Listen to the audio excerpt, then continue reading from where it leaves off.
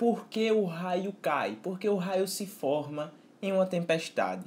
Fica aqui agora para entender mais sobre rigidez dielétrica com Suquita.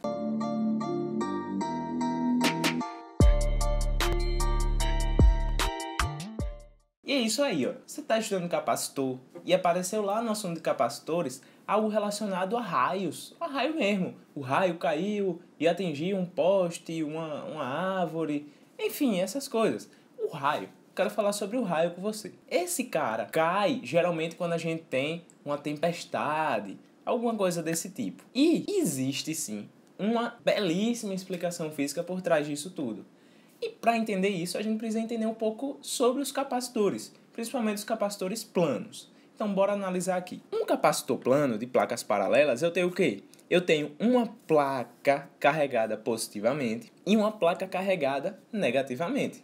Não é isso? Eu sei que aqui, por eles, tem um campo elétrico, não é isso? Ó?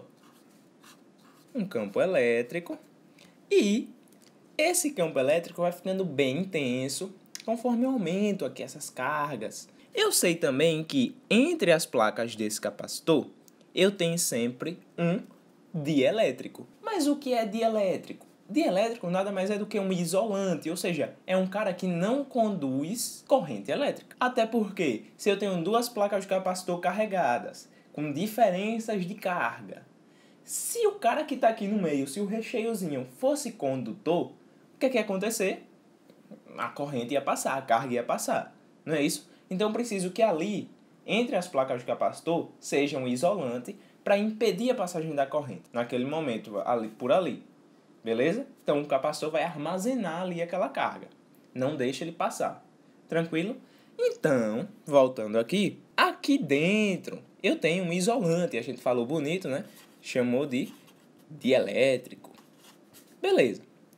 O ar é um dielétrico, beleza? É um isolante nas condições normais dele. Eu tenho dois conceitos que são chamados tensão de ruptura. O que é isso? Pego esse capacitor aqui e ligo ele, saio ligando ele numa bateria, beleza? Não bateria não, vou dizer aqui que eu conecto ele em um certo DDP. Eu submeto os polos dele a uma certa diferença de potencial.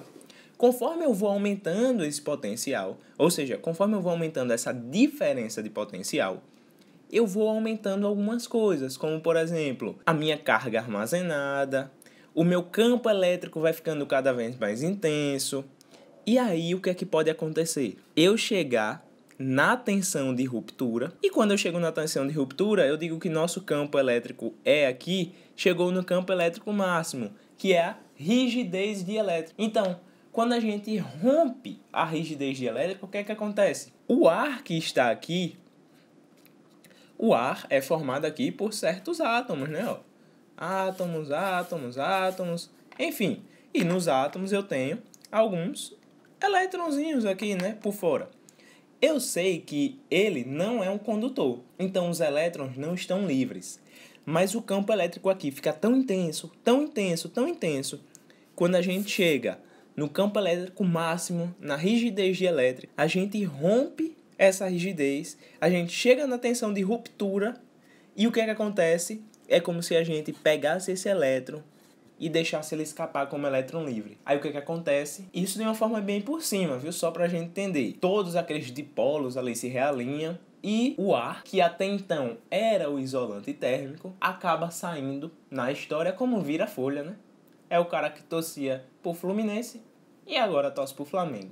Então, o cara era um isolante, só que não aguentou a pressão ali da tensão de ruptura, não aguentou aquele campo elétrico intenso e o que é que aconteceu? Ele se tornou um condutor. E aí ele deixa passar a corrente elétrica por ali. E é isso que explica a formação do raio. Vem ver aqui agora no desenho, vem ver se não parece o capacitor. Eu tenho aqui as nuvens e eu tenho minha cidade aqui, ó, minha casinha, meu prédio, os carros. E eu tô aqui um dia normal e começa a ficar nublado, começa a vir nuvens extremamente carregadas.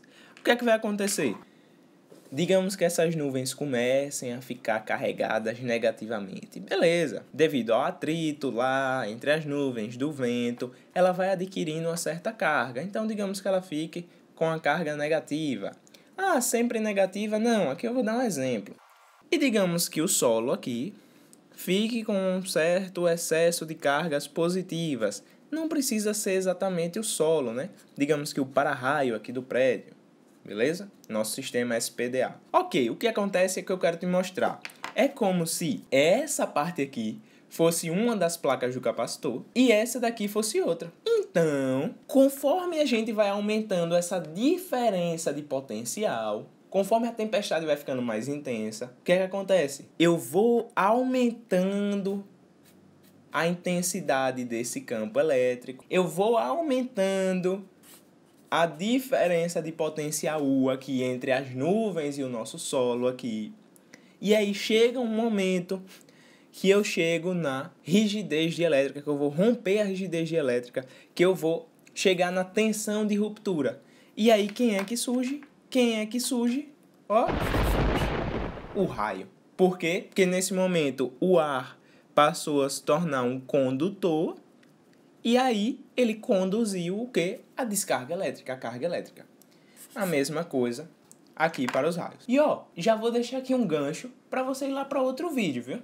Ah, mas espera aí, o raio cai e como é que funciona, já que a gente tá falando de raio, como é que funciona o para-raios? Então, ó, se você ainda não sabe como funciona o para-raios, clica aqui nesse cardzinho, você já vai lá pro vídeo e já vai entender tudo de uma vez só, beleza? E ó, e se você gostou já desse vídeo aqui, já deixa o like aí, lembra de se inscrever no canal e ativar o sininho para receber as notificações. Não esquece também de compartilhar com seus amigos, viu? Manda lá no grupo da sala, eu sei que tem prova chegando aí perto, então aproveita e não deixa de compartilhar aí com a galera, beleza?